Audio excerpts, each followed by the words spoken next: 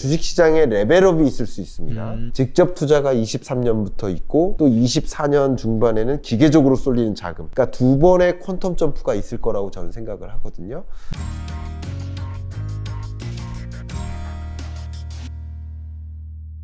혹시 뭐 원자력 말고 또 하나 뭐 볼만한 그런 트렌드나 뭐 그런 게 있을까요? 네, 한 가지 또 이제 주식 투자라는 관점에서만 먼저 말씀드린다면 여러분께 이제 거시적인 안목으로서 한 가지 말씀드리고 싶어요. 앞에 제가 말씀드렸듯이 주식 시장의 전체 이 포트폴리오에 있어서 주식 포트폴리오는 줄이는 것이 맞다라고 제가 생각을 한다고 말씀을 드렸잖아요. 네네.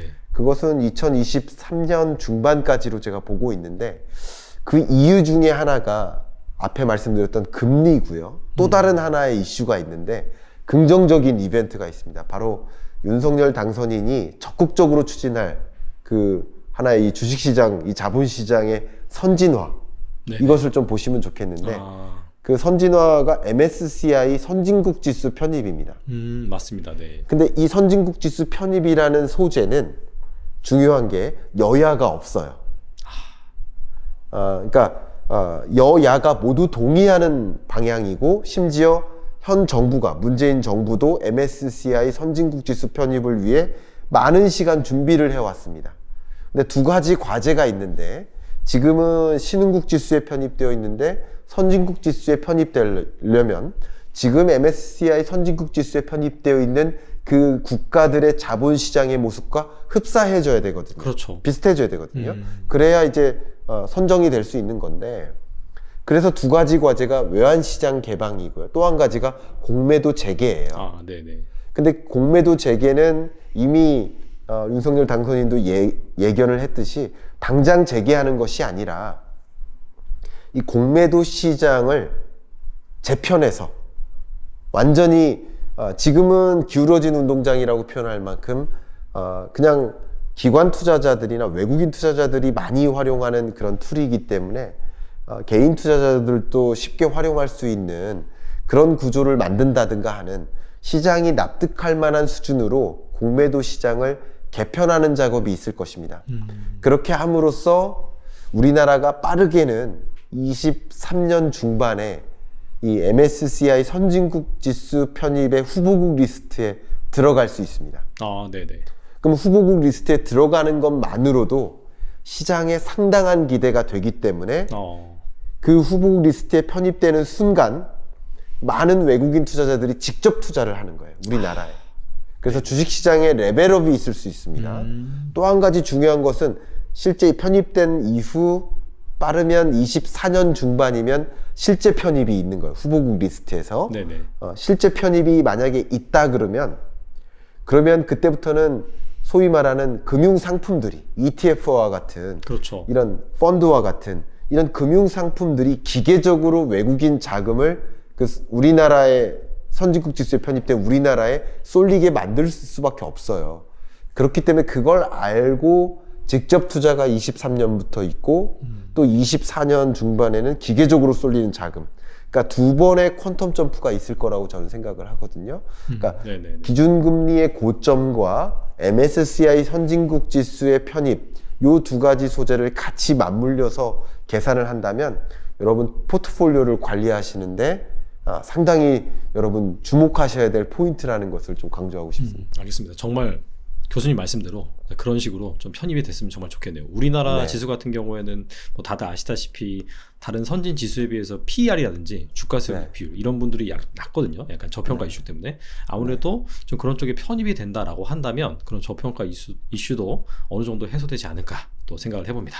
그리고 또 긍정적으로 본다면요, 나머지 여건은 다 마련이 되어 있는 거예요. 네네. 예를 들면 MSCI 기준 말고 IMF나 OECD나 국제기구들의 기준으로도 우리나라는 실물 경제 측면에서 선진국이 이미 되어 있고요.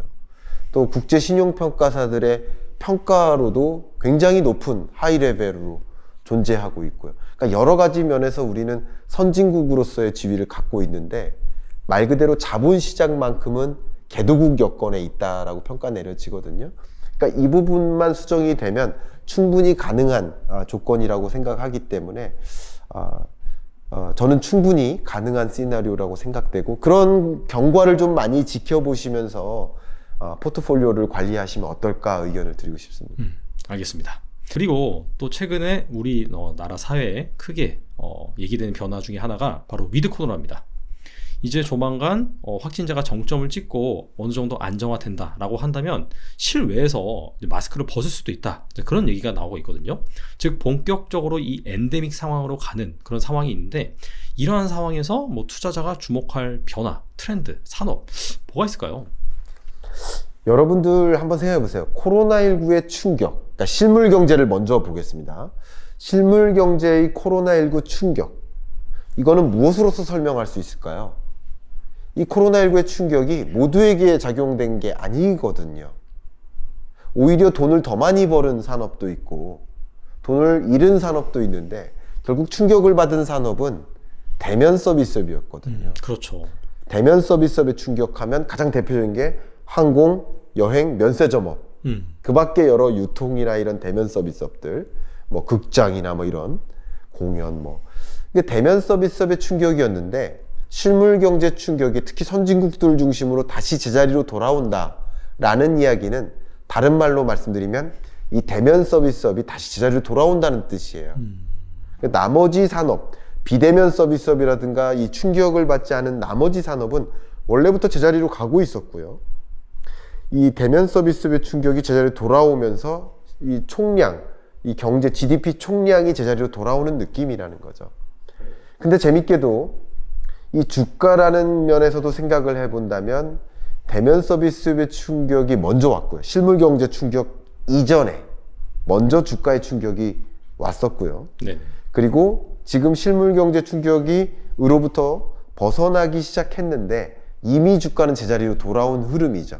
그러니까 주가와 실물 경제 충격을 좀 구분해서 이해하시면 좀 도움이 될 것 같은데 네네. 실물 경제 중심으로 말씀드리면 앞에 말씀드렸던 이런 대면 서비스업의 회복도 있고요. 우리가 예상할 만한 것들도 있지만 예상하지 못할 만한 것을 한두 가지 더 말씀드린다면 뭐 예상하는 것 중에 하나가 이제 화장품이죠. 이제 그렇죠. 마스크를 네네. 벗는다. 네. 그러면 이제 화장품 수요가 늘겠다. 그리고 많은 사람들이 대면하는 과정, 이 비대면으로 출근 안 한다든가 하는 그런 방식의 근무 방식에서 출근을 많이 하고 회의를 많이 하고 화장품 수요가 는다. 이런 생각을 해보시면 좋을 것 같고요. 두 번째, 이거는 글로벌 수요로 보시면 더 좋겠습니다. 네네. 두 번째, 제가 개인적으로 이 정장 브랜드 브랜드 앰바사더를 하고 있는데요. 아, 그러세요? 네. 얘기해도 되겠죠. 캠브리지 멤버스에 상관없습니다. 네. 예, 제가 그 홍보대사를 하고 있는 건데 잘 어울리십니다. 네. 오늘은 제가 캐주얼로 입었지만 네. 이 캠브리지 멤버스 같은 정장 기업들은 코로나19의 충격을 고스란히 받았어요. 왜냐하면 이 정장을 언제 맞춥니까, 여러분들이? 취업할 때. 그렇죠. 중요한 일 있을 그죠? 때. 그리고 결혼식 때. 맞아요. 하객들도 마찬가지고 결혼하는 신랑 신부도 그렇고요. 그죠? 그리고 돌잔치나 이런 이벤트들. 그런데 이런 것들이 다 줄었잖아요. 그렇죠. 그리고 하객 수요도 다 줄었잖아요. 그러면서 이런 정장 의류 산업이 큰 충격을 받았었어요.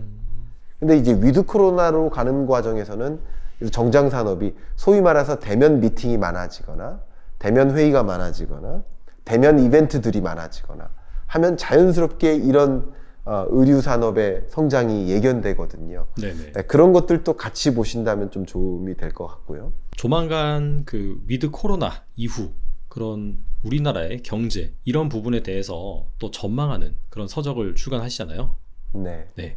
거기에서 제가 좀 의미 있게 봤던 게 규모의 경제가 가고 속도의 경제가 왔다고 하셨는데 이게 무슨 뜻인가요? 과거에는 이 경제 체계를 정의 내리는 그 정의가 규모의 경제였어요. 네네. 여러분들도 정말 그 규모의 경제라는 단어는 많이 들으셨을 겁니다. 제가 굳이 설명 안 드려도 될 것 같아요. 근데 규모의 경제의 정의는 생산을 많이 하기 위해서 인풋 대비 생산량을 높이기 위해, 이게 생산성이잖아요. 그래서 이 생산량도 늘리고 인풋도 많이 늘림으로써 생산성을 극대화한다라는 건데, 그렇게 하다 보면 단위당 투입이 준다라는 개념이거든요. 근데 이게 규모의 경제에서는 많은 기업들이 경쟁했던 것이 가격 경쟁, 그렇죠. 품질 경쟁이었어요. 근데 지금 이 산업을 본다면 규모의 경제가 같습니다. 누가 먼저 빠르게 선점할 것인가. 그리고 빠르게 선점하는 그런 기업들이 속도의 차별화, 그러니까 반도체가 가장 대표적인 예죠. 그렇죠. 계속 누가 더 빠른, 또 더 작은 사이즈로 나노로 만들 것이냐. 이 사이즈 경쟁도 다 속도 경쟁인 것이고요. 누가 먼저 이 서비스를 차별화하고 특히 디지털 전환이라는 거슬 수 없는 변화 속에서 새로 만들어지는 이 디지털 경제에서 누가 먼저 룰을 만들고 누가 먼저 표준을 선점하고 그 속에서 차원이 다른 서비스를 제공할 것이냐 라는 속도의 경제로의 전환이다. 그래서 누가 먼저 플랫폼을 차지하고 차원이 다른 서비스를 먼저 제공할 것인가 라는 데 경쟁력이 있다, 라는 데 경쟁력이 좌지우지된다 라는 의미에서 속도의 경제라고 제가 정의를 내렸고요. 그래서 마침 그런 시대를 초가속의 시대다. 그래서 그 책의 제목을 초가속, 초가속 파괴적 승자들 이렇게 정했거든요. 그래서 말 그대로 속도로서 차원이 다른 그 후발주자를 따돌리고 판을 바꿔버리고 생태계를 바꿔버리고 그리고 더 이상 이 후발주자가 따라올 수 없게 만드는 이런 기업들에 좀 집중을 했었고요. 여러분들도 저는 이제 투자란 트레이딩 하는 게 아니다. 또 스페큘레이팅 하는 게 아니다. 그냥 어제 사고 오늘 파는 게 아니다라는 말씀을 좀 강조해 드리고 있는데 장기 투자를 한다라고 하신다면 곧 죽어도 누가 정말 먼저 속도를 차별화하고 생산성의 차별화가 아니라 속도의 차별화를 이끌고 차원이 다른 서비스를 제공해서 그냥 후발주자를 따라오지 못하게 압도하고 있는지 그런 것들을 좀 눈여겨보실 필요가 있겠다라는 것을 강조하고 싶습니다. 알겠습니다.